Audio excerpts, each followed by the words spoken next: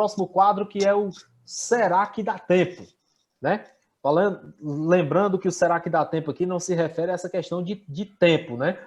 É uma expressão que a gente costuma usar aqui no nosso grupo que se remete muito mais àquela história. Será que dá certo isso aí? Né? E ao invés de a gente usar será que vai dar certo, a gente vai usar será que vai dar tempo, né?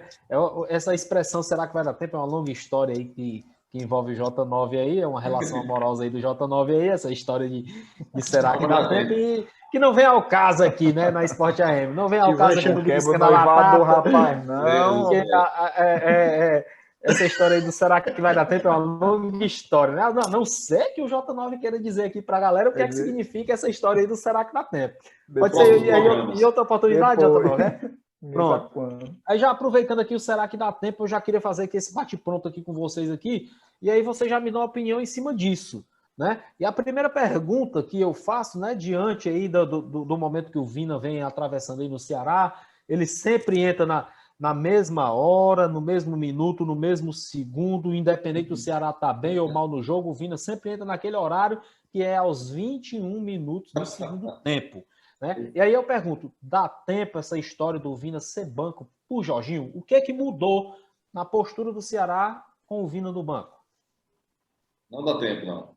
O Vina é o jogador mais caro do elenco, é uma referência do time até pouco tempo, né? Não pode ficar no banco um jogador da qualidade do Vina, né? Foi escolhido o melhor meia do campeonato ano passado. Início do ano, muitos clubes, né, interessados no Vina, então é um momento de birra que existiu aí, treinador, jogador, né? Tivemos até um momento aí de uma reunião, né?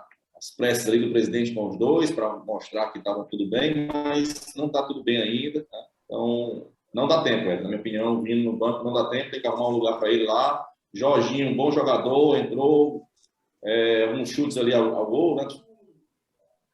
Caiu aqui a transmissão? Não, caiu não. Não, pode continuar. Bom jogador, Jorginho, mas Vina é titular, né? Um jogador acima da média e para o nível do futebol brasileiro hoje, né? Podemos deixar um jogador como Vina no banco. Tem que arrumar um espaço, passa um momento ruim, turbulento. Todo jogador passa, né? Mas para ele que seja muito de clima, né? Pode passar a bola aí para o nosso querido Alisson. Não, concordo totalmente você falar nesse momento aí. Concordo totalmente com o Jefferson. Acredito que a tendência natural é o Vina recuperar a titularidade, ou pelo menos o maior tempo em campo, né? Até porque, infelizmente, dizendo, o Jorginho, ele não vem sendo tão diferencial. Ele não vem jogando mal, ele é um excelente jogador, vem jogando bem, as partidas ele vem jogando, mas como eu já tinha até comentado nos bastidores aqui com os colegas, né? O Vina, ele rende mais do que qualquer jogador do Ceará. Então, eu acho que é um aspecto de recuperar a confiança do Vina. Acho que não dá tempo e o Vina tem que voltar a ser titular e o Guto tem que voltar a colocar ele em campo. Não tem o que fazer. Será que o problema do Vina com o Guto não seria um probleminha de relacionamento entre eles dois? Mas, olha, eu vou dizer uma coisa aqui. Eu vou retomar aqui a conversa aqui do Fernando Barroso, que não está aqui hoje na bancada, mas eu acho que começou a conversa aqui falando de um possível problema de relacionamento do Guto com o time, principalmente com o principal jogador do time, que é o Vina. Mas será que realmente existe esse problema tão profundo dentro do time, do Guto com o principal jogador, essa insatisfação? Então eu acho muito forçado falar desse tipo de mau relacionamento aí do Guto. Será que é essa a explicação mesmo? Então, eu não sei se colocando desse jeito a gente não está induzindo a todo mundo a pensar que existe isso daí de fato, né? Até mesmo porque o dirigente do clube apareceu num vídeo meio forçado tentando mostrar uma situação no mínimo forçado, né, Diário? No mínimo forçado. Né? Realmente fica a dúvida, né? Porque assim, é igual relacionamento. Quando você tenta explicar esse caso aí, que foi o dirigente tentando explicar, ali era um atestado de que ali tinha problema, né? Realmente parecia que ali tinha um problema, né? Então, fica essa questão no ar, né? Fica essa questão. Mas eu acho que não pode bater o martelo e dizer que existe essa rusga aí entre o treinador e o principal jogador do time. E é o que eu coloco com relação à sequência do Guto, né? Muitos pegam aí no meu pé, né? Segue prestigiado e tal, mas eu acredito que ele segue realmente dessa forma, com a batata quente todo o tempo, tá? Enquanto a produção do time não voltar, eu não vejo esse retorno, né? Não tenho muita expectativa positiva com relação a esse retorno de 2020, não, né? Como, na minha opinião. Agora, que grande treinador, né? É um treinador que fica na história do clube, né? Então, sem sombra de dúvida, né? Fez um marco, né? O que ele atingiu, será na Sul-Americana, né? Então, a melhor participação na Série A, né? Então, é um treinador que a gente deve muito a ele, mas tem realmente uma queda de relacionamento, na minha opinião, né? Aí que tá existindo aí. Mas eu acredito, Jefferson, até pela postura que o Ceará vem tendo extra-campo, né? O Ceará ele é um time que vem buscando profissionalismo, né? Uhum. Eu acredito que por essa postura vai ser muito difícil o Guto Ferreira cair de maneira próxima. Eu acredito, não estou falando futebolisticamente, estou falando agora como se fosse administrativamente. Olhando como um profissional que trabalha e numa empresa. Então, olhando por essa perspectiva, eu acredito que o Guto Ferreira só vai sair do Ceará quando for insustentável. Quando for insustentável a situação dele. Eu não estou dizendo que eu sou a favor do trabalho do Guto, nem contra o trabalho do Guto. Estou só fazendo uma leitura do que eu vejo da postura da presidência do Ceará. O que eu vejo da presidência do Ceará é que enquanto não for insustentável o trabalho do Guto, ele vai ser mantido no cargo. Aí eu lanço uma pergunta para você. Será que ano passado, como não tinha esse regulamento da troca da quantidade de treinadores, será que ele já teria ido embora? Eu acho que duas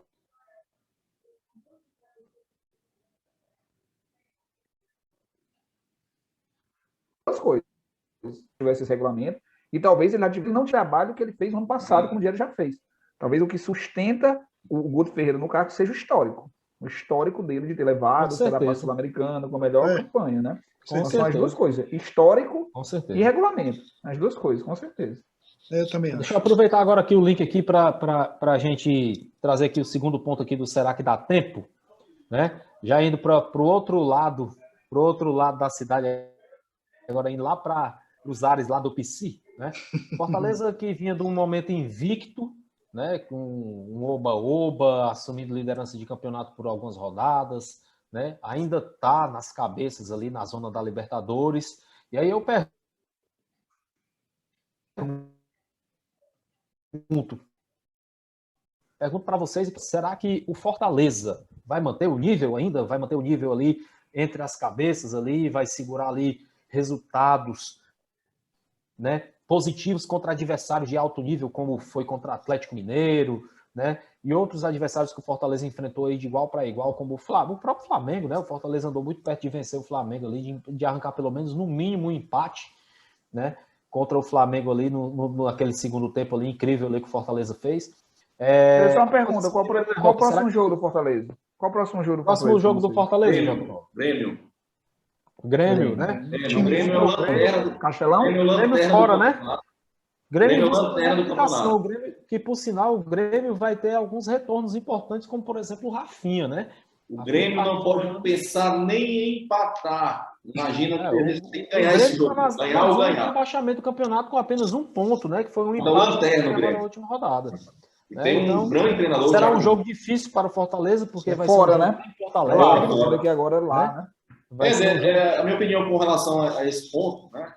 O Fortaleza é um time muito competitivo, né? Vem mostrando isso nessas primeiras rodadas. É um time aguerrido, né? Mostrou isso contra o Flamengo, uma disposição muito grande, mantém ali, né? Fisicamente também o time está bem, aguentando o segundo tempo até o final ali, buscando, né? E deixou o Flamengo ali meio também até atordoado em alguns momentos, né? Como o Alisson falou. Mas é um time que vai ficar ali, meio da tabela, né? Ele não vai brigar contra o rebaixamento, mas não é um time para estar entre os 4, entre os 6 primeiros, G6, G8, não. Entendeu? Minha opinião é essa. Time competitivo para meio de tabela. Eu queria Tem muita gente boa aí na frente, qualificada, com elenco, né, com peça de reposição. Fortaleza não começar a ter aí problemas de contusão, vai sofrer muito. É um campeonato muito difícil no brasileiro. Eu também acredito que o Fortaleza não vai manter essas posições de destaque aí entre os 8 primeiros. Né? Pode até manter por um tempo, mas o campeonato é extenso, né? Dura muito tempo. Tem as outras competições durante o período. Tem a instabilidade do técnico dentro do time, né? Porque a gente sabe que um momento ou outro isso acontece em todos os times. E eu queria muito que o Pedro Hermano, tivesse hoje aqui com a tabela dele, para mostrar qual é a previsão dessa posição, porque eu acho que o Sport AM tem uma ferramenta interativa, né, exclusiva, né, em todo o Brasil, que não tem ninguém que tem essa ferramenta, e ele poderia dar uma resposta melhor, supostamente, apesar de ser um torcedor fervoroso do Fortaleza, do Leão, né, mas eu acho que ele traria um dado mais, vamos dizer assim, pautado numa lógica, né? Numa certa lógica, nessa tabela que ele elaborou aí. Né? A gente até tem que entender um pouco mais dessa tabela. Mas, assim, olhando de fora, né? Assim, olhando agora, que eu acho que está muito cedo para falar de previsão a longo prazo, né? Mas daqui a, sei lá, quantas rodadas aí, o quanto o Fortaleza... Se o Fortaleza perder mais 2, o técnico já fica balançado, né? Aquela coisa, eu acredito, né? Apesar de ter sido uma contratação importante, né? A contratação do técnico, né? O time precisa também ser renovado, né? O time sofre a mesma coisa que o Ceará sofre, né? A base é fraca, você não tem jogadores na base que possam entrar no elenco principal, que realmente assim seja que leve o time para frente, né? No campeonato, né? Enfim, eu acho que pode ser que seja uma meta, né, hoje do treinador levar o Fortaleza a uma posição que leve ele pelo menos para a Sul-Americana, que é um campeonato importante, que traz dinheiro devido à televisão. Por aí mesmo. Eu acredito que Ceará e Fortaleza estão para a Sul-Americana. A gente começou o ano, né? Rapidinho antes do Alisson passar para o outro. Nós começamos o ano pensando até maior, né? Que a gente vinha o rei na barriga, né? Na barriga e tal, Sul-Americano, muitas competições e tal. Bom, esse ano é Libertadores, mas... Libertadores! Foi um ano de água fria, né? O primeiro semestre desastroso. Né? Eu tenho outro ponto agora que para abordar com vocês. Pés no chão, Sul-Americana é o nosso... É ótimo. Só para comentar rapidinho, Edson. Eu não vou demorar, porque até os colegas já representaram a minha opinião, né? De um modo geral. Também acho que o Fortaleza tem um bom time, mas não é um time para ocupar essa posição. Ela é uma posição enganosa para o momento do Campeonato Brasileiro. O Fortaleza não vai ser time para terceiro lugar. Né? Mas só para a gente finalizar aqui. O Fortaleza vai pegar o Grêmio, então, no domingo, às 8 horas. Depois ele pega a Chapecoense em casa. E em seguida ele pega o Atlético Paranaense, que, salvo engano, é o vice-líder do campeonato, embora seja o time que tem menos jogos. Né? O Atlético Paranaense tem apenas 4 jogos no momento. Então, esses 3 jogos vão ser fundamentais. O jogo com o Grêmio não é um jogo fácil, vai ser um jogo difícil. Se o Grêmio vencer, e o Grêmio precisa vencer, então deve jogar com força total em casa, mas é um jogo difícil para Fortaleza. Aí depois ele pega em casa o Chapecoense. Esse jogo, para mim, ele é psicologicamente fundamental para o Fortaleza. Porque esse é um jogo que todo mundo espera que o Fortaleza ganhe. O Fortaleza vai jogar em casa contra a Chapecoense. Se o Fortaleza, de repente, não ganha esse jogo com a Chapecoense e também não vem de um resultado positivo com o Grêmio, o Fortaleza vai estar a 5 partidas sem vitória. Aí, com certeza, o trabalho do Vojvoda vai começar a ser colocado em xeque. Eu também acho. Então, esses jogos vão ser fundamentais para o time do Fortaleza. Não é fácil. Claro, se o Fortaleza vem um resultado positivo lá do Sul contra o Grêmio e vence o Chapecoense, ele se consolida. Mas também, se ele não vem de resultados positivos, ele vai começar a ser colocado pressão, e até agora o Vojvoda não sofreu pressão, né? Então, diferente você trabalhar quando você tem pressão. Paulo, se tu poderia me recapitular os primeiros jogos do Fortaleza, lembra do Inter, foi 5-1. Eu tô dando aqui, 5-1 no Inter. A primeira partida. Depois venceu o Sport. Aí, contra o Sport, a gente já começa a ver uma queda de desempenho do Ceará, ou do Fortaleza, perdão. Tudo bem que ele já veio no meio da semana, naquela semana de uma vitória contra... rapaz, aqui a gelada começou a pegar, né? Ei, daqui a pouco aí o Garganta de Ouro, Arquimedes Maia tá chegando aí, viu? Pra defender essa bandeira do Fortaleza. Ele tá chegando, rapaz. Programação. Aqui, rapaz. Ganhou do Sport, foi isso? 2-1? Ele veio daquela vitória na Copa do Brasil do Ceará, né? Tinha vencido o Inter, e aí venceu 1-0 do Sport, com muita dificuldade. Foi um pênalti. O Fortaleza não criou, o Fortaleza não jogou bem quantas partidas. A gente já pode dizer que o Fortaleza começou a ter uma queda de desempenho nessa partida. E aí empatou 0-0 com o Atlético Goianiense, 1-1 com o Fluminense e perdeu para o Flamengo. Então, na verdade, o Fortaleza já tem uma queda de desempenho. Verdade. Já vem com uma queda de desempenho. Isso tem que ser levado em consideração também, né? Acostumado a jogar contra o Pacajus, né? Pois é. Claro que a gente é alvinegro, a gente vai secar o rival. Não menosprezando, né? O time do Pacajus, né? Exatamente. Em relação ao investimento, o Fortaleza tem um investimento muito maior do que o Pacajus, né? Dando aqui de PVC rapidinho, para relatar essa questão quando o treinador chegou. Vai falar a escalação da Coreia do Sul de 1961. Vai lá. Dia 5 de maio, Fortaleza 0, Pacajus 0. Né? E dia 7 de maio, o treinador desembarca na capital cearense e começa uma revolução, a torcida, que a gente até colocou uma postagem, né, semana no Instagram, Éder. E eles têm essa mania de cultuar, né, o treinador, que acaba se tornando até maior do que a própria instituição. Sim, sim. Inclusive, essa postagem da Sport AM foi bem interessante, porque a gente fez esse paralelo, né, do mito, né, da torcida do Fortaleza, que é não somente considerado pela torcida do Fortaleza, mas como pela do São Paulo também, o Rogério Ceni, considerado um mito, e aí a gente fez esse paralelo. Será que o Vojvoda é considerado já um quase mito? Né? Afinal, ele vinha de uma invencibilidade muito grande antes de enfrentar o Flamengo, e aí amargou a primeira derrota, né, do Campeonato Brasileiro, e a primeira derrota como técnico do Fortaleza. Essa com o Flamengo foi a primeira derrota dele? Foi a primeira derrota do Vojvoda. A primeira. Ele estava invicto, né? Pois é, eu fui buscar esse número aqui, né? 0-0, dia 5 de maio, contra o Pacajus, contra o Modesto Pacajus. E o time estava completo. Meu Deus do céu. Pessoal, aproveitando aí o ensejo, aí o Fortaleza joga contra o Grêmio na próxima rodada. Você sabe me dizer aí que horas é o jogo e o dia? É no domingo, é? O Alisson falou. Às 8 horas. Domingo, pois é, vai ser no mesmo horário do Ceará. O Ceará jogou 8h30, Castelão. Isso às 8h30 da noite? Sim. Assim, praticamente o mesmo horário. E aí eu queria aproveitar com vocês. Aí o Ceará joga contra o São Paulo, né? São Paulo. E já aproveitando aí o próximo ponto aí do Será que dá tempo, né? E uma possível derrota aí do São Paulo para o Ceará aqui em plena Arena Castelão, comprometeria a permanência do Crespo no cargo? Será que dá tempo? Se perder para o Ceará, o Crespo permanecer nesse cargo aí à frente do São Paulo? Crespo balança, né? Já vem balançando faz um tempo o Crespo, né? O time ainda não ganhou no campeonato, também estou com os dados aqui. O São Paulo tem 3 empates, 3 derrotas. Então vem aí também com a corda no pescoço. Tá na zona o São Paulo também? Tá na zona ali. Tem 17º, São Paulo. 17º. 3 pontos.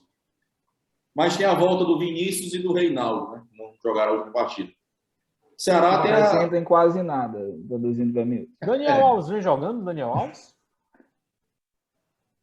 Boa pergunta. Não tenho acompanhado. Só 2 comentários aqui. Foi na Arena do Grêmio, Jefferson, que em 2012 tu foi assistir o jogo do Ceará? Foi no Beira-Rio. Beira-Rio, Inter e Ceará, né? Gol do Yarley, né? Gol do Yarley, foi. Tu chegou a ver o gol? Não, entrei e estava batendo centro. Por isso. A gente vai abrir depois um quadro desses fanáticos, né? Do fanático por momentos fanáticos. Então, é uma situação difícil do Crespo, viu, Éder? Minha opinião, o Ceará joga a segunda partida em casa, vem no momento, né, pela vitória, mais confiança e quer e precisa vencer mais uma para, de fato, aí, dar uma tranquilidade para trabalhar a semana seguinte, né? E o Guto ter mais tranquilidade, né? Ficar mais relaxado e tudo mais, a pressão passar. Então, o São Paulo vem mesmo aí com a batata mais quente do que o Ceará e o Crespo. Acho que não está fácil não, viu, Éder? Vai acabar aí o São Paulo difícil. E tem umas formações dele meio que inusitadas, né? Um time, às vezes, com 4 atacantes, né? Os meninos aqui do Tricolores não estão aqui, o Ticiano e o Pedro, eles conhecem bem mais esse time aí do São Paulo. Né? Eles ficam bem surpresos, às vezes, com as instalações do Crespo. Eu acho que dá tempo ainda, viu? Eu acho que dá tempo. O São Paulo tem um elenco forte, né? Diga-se não passagem, defendendo, né? Não defendendo o Crespo, mas é porque São Paulo é muito boa, né? O São Paulo ele vai enfrentar o Racing nas oitavas da Libertadores e vai enfrentar o Vasco. Teoricamente, é um jogo que o São Paulo é muito favorito nas oitavas da Copa do Brasil, né? Oitavas ou quartas? Quartas, né? Oitavas, né? Oitavas.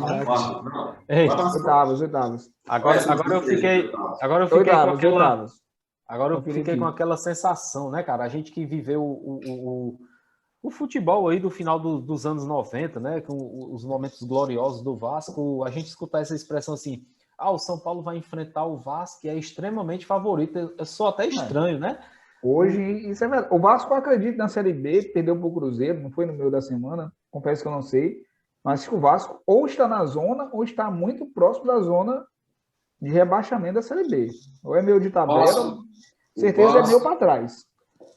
A situação do Vasco é uma situação muito complicada. Os times cariocas, exceto a do Flamengo, são tristes, né? O Fluminense até que tá bem, né? O Fluminense tá numa situação... E rolou vários memes aí na semana. Quem vai perder? Vasco ou Cruzeiro a partida? Rapaz. É verdade. Jogo duro, né? Agora sim, eu vi uma... Embora parece que tenha sido um bom jogo, né? Eu vi nas redes sociais também uma informação, né? Do dirigente do Flamengo, se eu não me engano, se não me falha a memória, o Marcos Braz. Ele disse que antes do sorteio da Copa do Brasil, né? Que por sinal a gente daqui a pouquinho vai comentar também esse sorteio da Copa do Brasil, ele disse que preferia muito mais enfrentar o Vasco lá na frente do que agora nas oitavas, né? Apesar do Vasco estar na Série B, ele deixou bem claro, apesar do Vasco estar na Série B, a gente prefere enfrentar o Vasco em outra fase do que agora. Então, assim, porque aquela mística, né? Clássico é clássico, né? Mas eu acho que tem um ponto comercial dentro disso também, né? Eu acho que tem a questão de enfrentar o Vasco no Rio de Janeiro, por exemplo, no Maracanã, com o público pagante, né, na frente, para poder realmente também ter lucro, né? Porque agora os times não estão tendo... Assim, é claro que eu sei, né, toda a importância do time e tudo mais, mas a gente não pode esquecer do ponto comercial, que são esses jogos, né? Eles estão sendo televisionados, mas existe uma perda de capital muito grande com esses jogos sem público, né? E aí eu até queria também perguntar se vai dar tempo ou não vai, ou se nem precisa discutir isso daí, mas que já foi ventilado há uns 2, 3 meses atrás, antes mesmo da Copa América, a saída do Tite como treinador da seleção. Daria tempo de trocar? Daria tempo aí, né? Esse ponto vem lá na frente, a gente vai discutir um pouquinho sobre a seleção brasileira, sim, viu? Essa situação aí de substituição do Tite, eu particularmente não concordo muito, mas lá na frente a gente vai falar um pouquinho sobre isso aí, e é um ponto importante da gente discutir aqui hoje no Beliscando a Batata. Pessoal, outro ponto importante, fala, Diário. Éder, só rapidamente com esse comentário do Marcos Braz, polemizando aqui, né? Honestamente, um tremendo migué do Marcos Braz, isso aí. Um tremendo migué. Pegar o Vasco hoje para o Flamengo seria extremamente favorável. O Flamengo não ia precisar viajar, se cansar, ia pegar um time extremamente fraco, que era o Vasco da Gama, onde ele seria extremamente favorito a passar e nem ter desgaste com viagem. Então, para mim, isso é um migué do Marcos Braz total, 100%. Também. Não tem perspectiva de torcida, não, Diego. Agora, sim, eu acho que o que o Marcos Braz quis se referir foi que jogar contra o Vasco é sempre muito difícil, né? Embora o Vasco esteja numa situação complicada, né? O Vasco sempre faz jogos muito difíceis contra o Flamengo, né? Independente de quem está em campo. Antes da derrota do Flamengo no Bragantino, a última derrota do Flamengo tinha sido o Vasco, mas venhamos e convenhamos, é fortuito isso aí, é um acaso. Então, para mim, ainda mais você tendo 2 jogos, você diminui a chance de ter zebra. Então, para mim, isso é um grande migué do Marcos Braz. Entendi. Pessoal, o próximo ponto agora aqui do nosso Será que dá tempo? Né? É um assunto que foi bastante repercutido durante essa semana nas redes sociais, nos programas esportivos, que foi aquele fato lá do Corinthians ter multado o Jô, né, descontado parte do salário do atleta, né, e a situação do Corinthians já não é muito legal para o lado dos jogadores,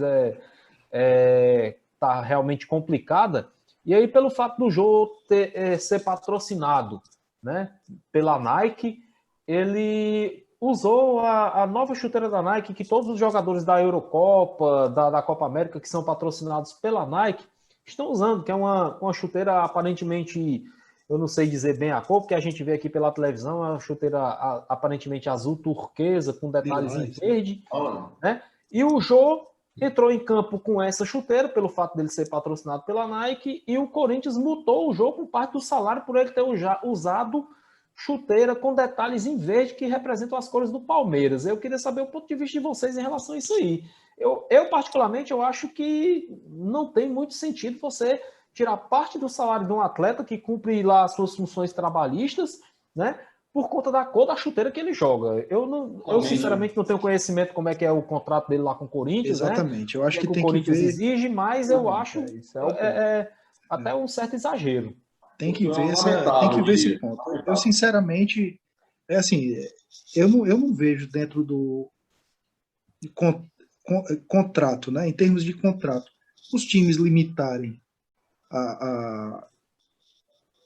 o patrocínio, por exemplo, de grandes marcas como essas.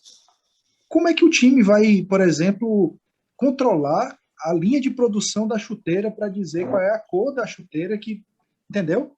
Tipo, parece ilógico uma coisa como essa, né? Legalmente. Eu acho assim que não cabe uma coisa dessa, é totalmente descabível uma coisa dessa, porque você fortalece essa questão até da própria violência, da rivalidade de torcida, essa questão toda. Entendeu?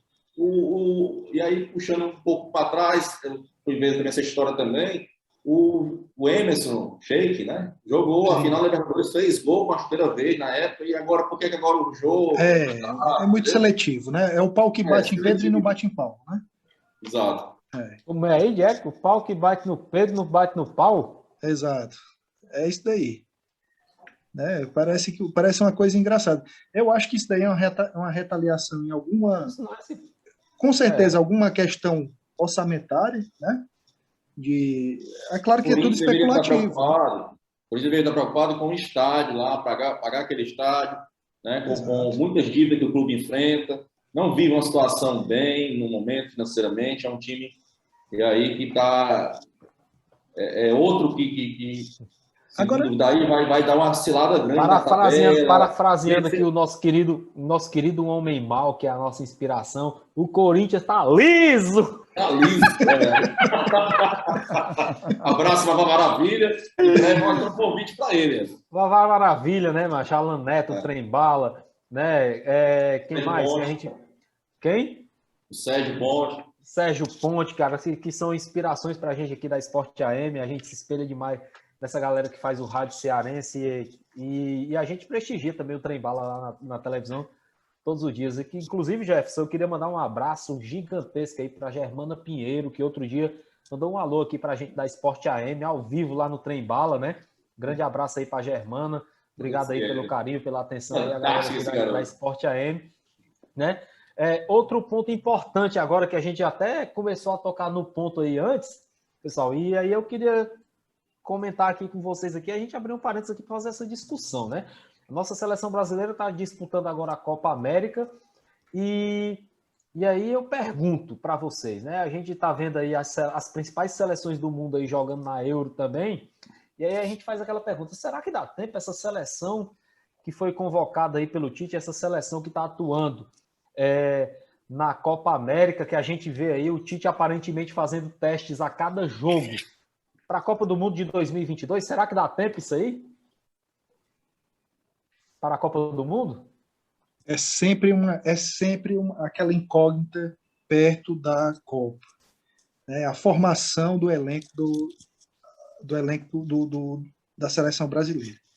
Eu realmente lembro muito do impasse que teve na época do Dunga ainda, né? Na época do Dunga ainda treinando a seleção, que era uma crítica constante de todo o torcedor brasileiro, que era aquele troca-troca de testar posição, testar jogador em posição diferente que nunca jogou na vida, né? Testar jogador que nunca tinha jogado em nenhuma seleção ou time importante.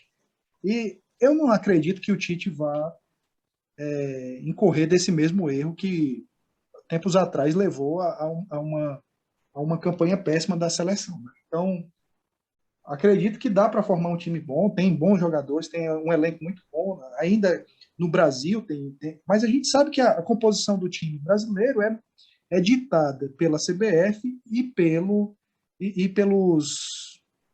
pelas marcas, né? Quem coloca time na seleção brasileira são as marcas, né?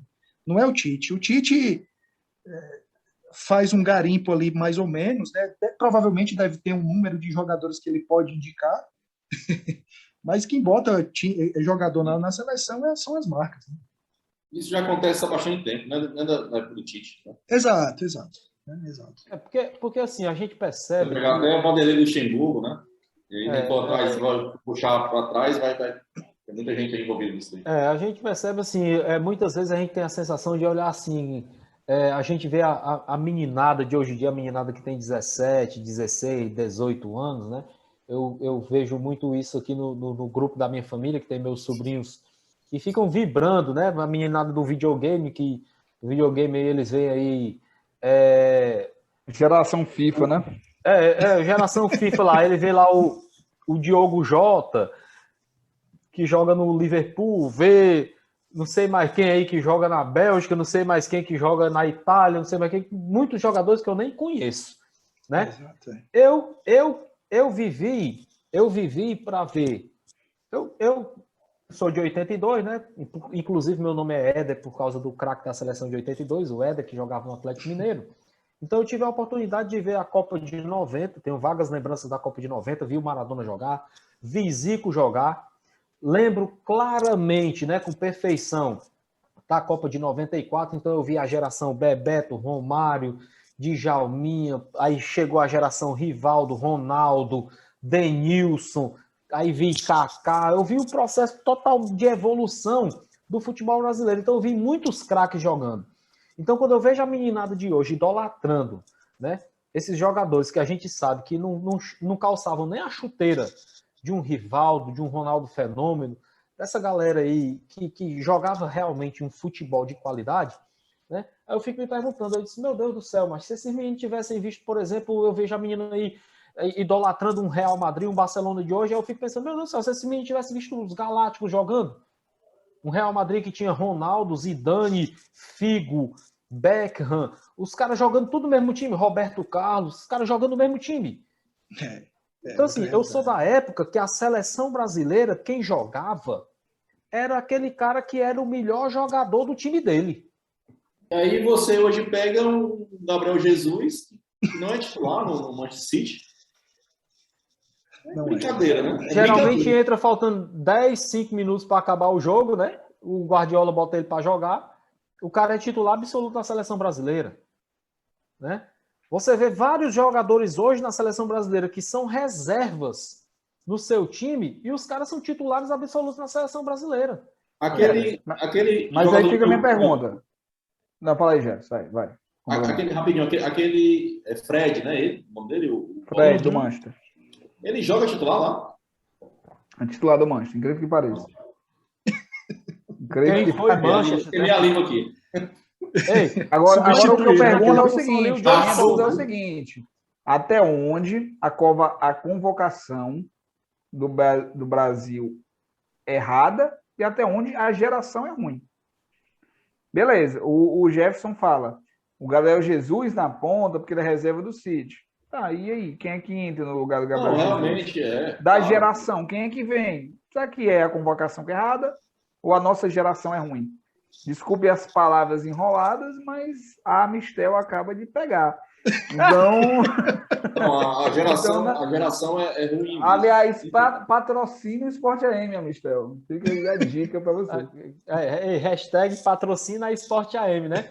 Mas a Seria geração é interessante ruim. a gente já conseguir um patrocínio aí pro Beliscando da Batata, porque o Beliscando da Batata tem que ter a cerveja. Se não, Viu, Éder? não tiver a cerveja aqui... A cultura do futebol brasileiro acabou.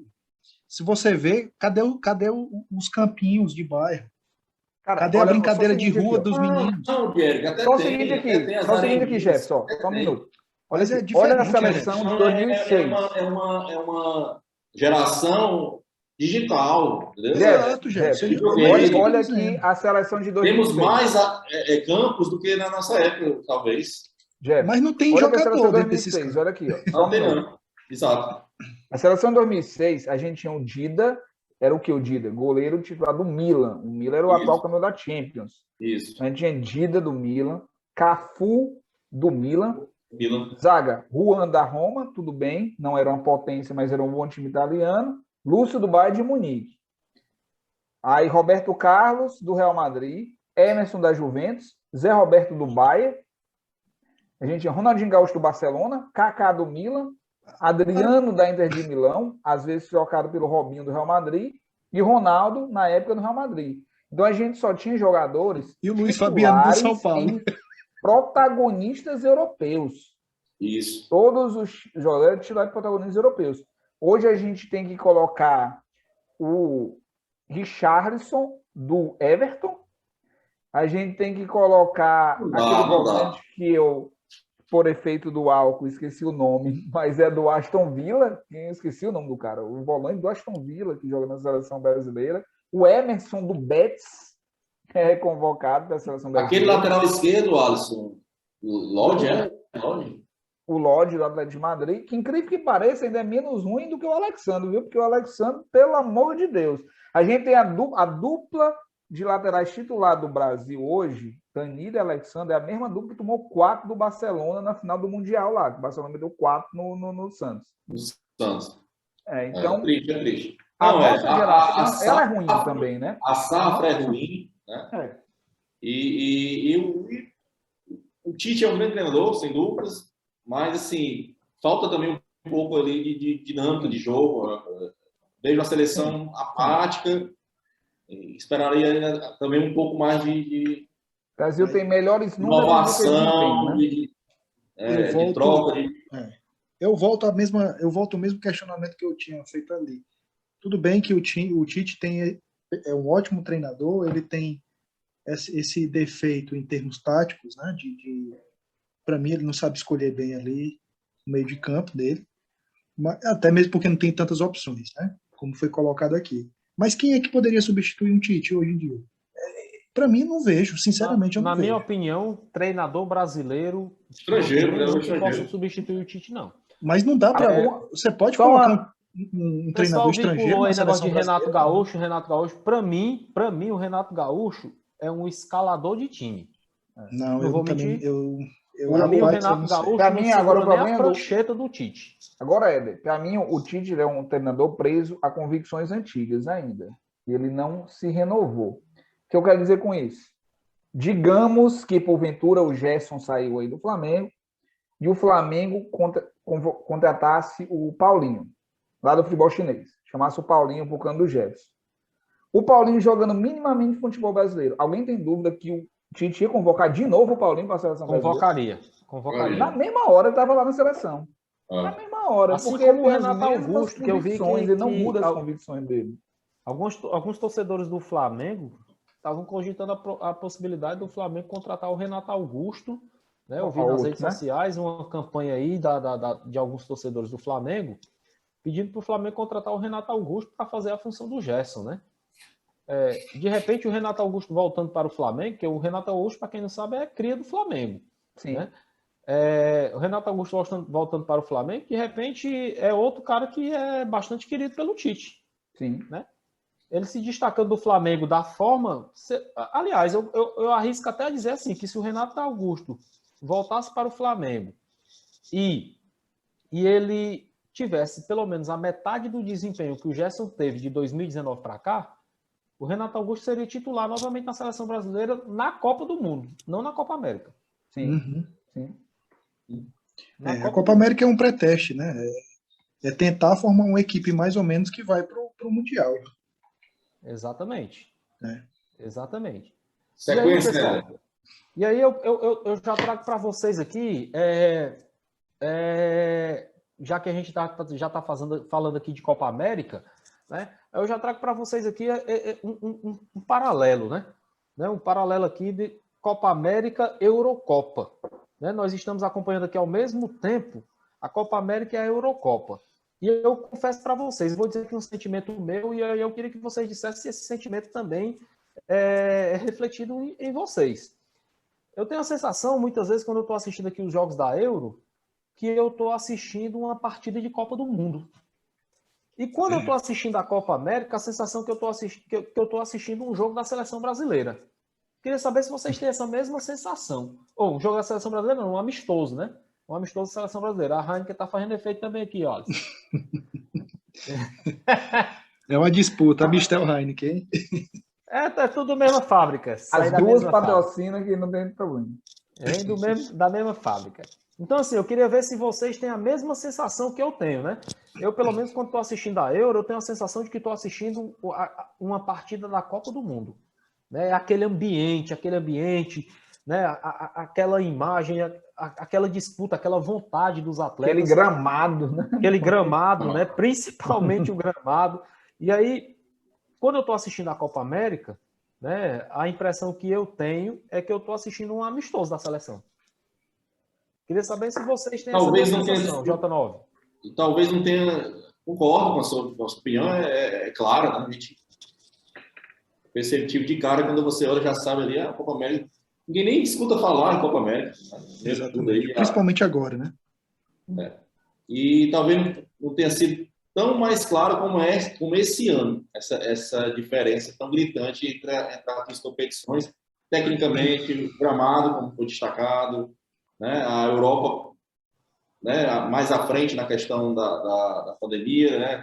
Em termos de recuperação. E uma Copa América acontecendo num país, como foi citado aqui, o número de mortes, todo o problema sanitário que a gente está enfrentando, né? Que é uma discussão aí que vai longe, né? Se a gente for entrar em grandes detalhes aí.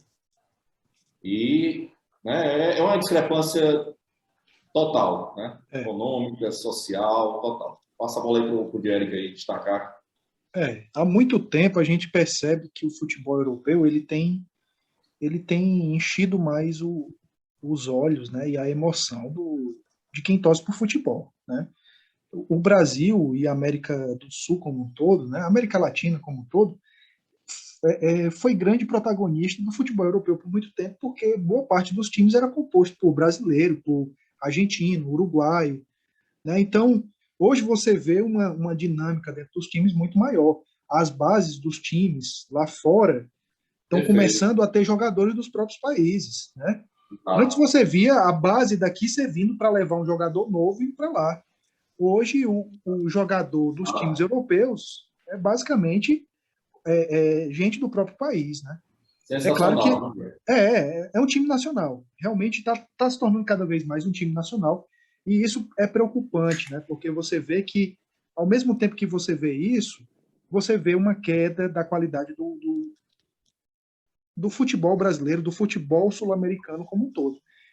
Eu até acho que a Argentina ela é um ponto um pouco fora dessa curva aí, né? Tipo assim, eu vejo que a Argentina ainda consegue manter uma boa base, né? Uns times muito bons ainda, com uma boa formação, né? E ainda compõe um time europeu muito bom. Mas quando você olha para o Brasil, realmente é desolador você ver que o futebol brasileiro tem caído muito, né? E aí eu concordo com o Éder de fazer essa analogia entre a Copa América e a Eurocopa, e a gente vê esse nível de amadorismo que a gente tem aqui no Brasil. E aí eu volto de novo, né? Realmente, eu acho que num momento como esse é impossível a gente conseguir dissociar o momento que a gente está vivendo no país, né, com o momento que a Europa está vivendo. Né? A Europa, no início da pandemia, ela concentrou o maior número de casos, o maior número de óbitos. Né? Então, foi um desespero para a Espanha, para a Itália, para a Alemanha, né? Para a Inglaterra. Então, todos esses países ali, mesmo a Inglaterra não sendo parte da Europa, todos esses países sofreram muito com a pandemia no início, mas você vê que a situação política se ajeitou de uma forma com que hoje o povo europeu possa entrar no estádio. Entrar no estádio. Então, quando a gente olha para cá, além de ter os times, né, para esses times amadores, aí, esses times testes, né, que a gente tem aqui, é triste. A gente vê um futebol que não dá gosto de assistir. Realmente não dá gosto de assistir. Né? Então, a gente critica mais do que se emociona com o futebol. Você pode perceber. Né? Verdade. A gente critica mais do que emociona. E quando você pega um jogo... É claro que tem times europeus que são também ruins. Né? Você pega a República Tcheca aí, você pega a Finlândia. Né? Eu não vejo times bons. Né? Mas você pega uma Espanha da vida, você pega uma Dinamarca, né? São times fortes. Né? Então, agora, assim, uma coisa que a gente pode dizer assim, a gente diz assim, tecnicamente são times fracos, porém, os caras dão a vida em campo. Mas tu fala do time europeu, tu acha que são times... são fortes também, taticamente são fortes. Eu acho também. Não, eu falo tecnicamente. Sim, e taticamente são fortes, né, aplicados. Taticamente eles são muito fortes, né, porque eles são muito obedientes taticamente. Isso. Mas tu acha que o futebol tem mudado muito para essa... Assim, o futebol não é o futebol arte da década de 90, né? Até não é mais. Não é. É claro que você pega... Não, mas tudo bem que você pega um time espanhol, você vê o futebol arte. Eu ainda vejo futebol arte no time francês, né? Mas, assim, é claro que é um time... É um jogo muito mais técnico, realmente, né? Hoje você não tem nem posição dentro do futebol. Todo mundo é centroavante dentro do jogo. Né? Então, é diferente, né? É claro que é diferente, mas... realmente, assim, eu não sei. É diferente, mas quando a gente olha para o nosso aqui, é diferente ao ponto da gente não gostar do daqui e gostar do de lá. É isso que tá... eu gosto muito de fazer uma comparação do futebol europeu com o futebol brasileiro no que diz respeito a essa questão do futebol arte e do futebol técnico, né? Que é aquele pessoal que aposta nos fundamentos, que aposta na parte tática, que aposta no que é estudado. O futebol europeu ele vem passando por um processo de evolução, né, dos anos 90 para cá, onde eles priorizam o que é estudado do futebol. Né? A gente tira pela lavada que a gente levou lá da Alemanha em 2014, né? E hoje a Alemanha empata com a Hungria, né, na Euro. Então, assim, onde é que você iria imaginar que o Brasil teme jogar com a Alemanha e essa mesma Alemanha empata no sufoco com a Hungria? Né? Entendeu? Então, assim, o que é que eu percebo? Eu percebo que o futebol europeu ele passa por uma constante evolução porque lá os caras estudam o futebol. Mas, aqui no Brasil ainda se aposta muito no talento individual. Ainda se aposta muito no futebol arte.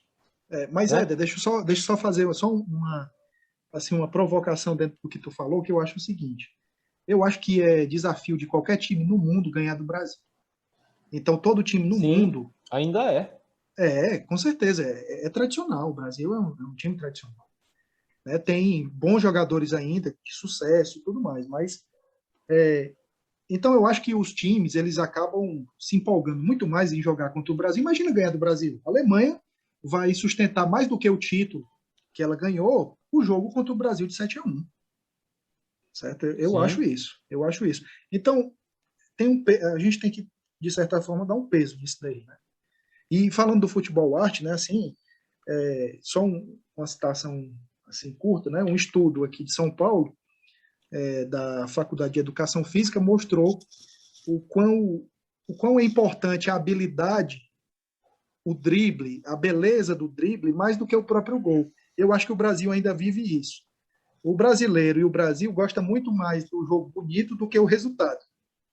Né? Claro que gosta de resultado, ninguém gosta de perder, mas eu digo assim, emociona, né? Você vê um jogo bonito, né? E um jogo bonito com resultado, mais ainda. Eu tenho, assim, meus questionamentos, né? Na verdade, eu acredito, o Éder, quando ele começou o diálogo dele, ele falando sobre como a gente vê a Copa do Mundo, na verdade, a Euro similar a uma Copa do Mundo e a Copa América similar a um amistoso, né? Na verdade, eu vejo a Copa América similar a uma Série B de Campeonato Brasileiro, acho que nem Série A, porque é muito ruim, né? Mas acredito que isso perpassa pelo futebolístico, isso também perpassa pela questão política, administrativa. A gente teve um campeonato, a Copa América, gente, montado em 5 dias. Então a Copa América, ele era um campeonato que nem era para existir, de repente era na Argentina. Fizeram reunião para cancelar. Fizeram uma reunião para cancelar a Copa América e virou Brasil, né? Por tudo que a gente já conhece, que é o governo brasileiro, né? Exato. De mão abertas, braços abertos para coisas esdrúxulas, né? Aquele inclusive jogo a Copa América, né? Não, para mim, eu estava assistindo Botafogo e Ponte Preta, né? Como o Wallace falou. Exatamente, Até porque os jogos acontecem no Engenhão, né? Fortaleza e Pacajus, hein? Então, primeira coisa que a gente... no Engenhão. Primeiro contraste que a gente vê, como já citei, é o gramado. A gente vê na Eurocopa a bola rolando e aqui a gente vê a bola pulando. Já a primeira diferença que a gente vê, né? Segunda, que lá, por motivos políticos, político, desculpe quem é aí direitista, bolsonarista, mas é político. A Europa está avançada no seu processo de vacinação e o Brasil é um dos países mais atrasados do mundo. Então lá eles têm torcida e queira sim, queira não, torcida dá um clima totalmente diferencial para o estádio. Futebol, então a gente vê um jogo na Copa América com um torcedor lá bebo, igual nós aqui, chapado lá na arquibancada, pulando. Isso dá uma outra graça pro jogo, gente. Não tem como, é diferente. Exatamente. Entendeu? Então dá uma outra graça pro jogo. Tecnicamente, eu até acho que a primeira fase da Copa América foi fraca. Eu até acho que não foi boa a primeira fase da Copa América. Inclusive, eu acredito que poucos jogos foram bons. Eu gostei dos jogos de Portugal, acho os jogos de Portugal bom, tanto... da Eurocopa você tá falando, né? Da Euro, né? Desculpa, eu falei Copa América, né?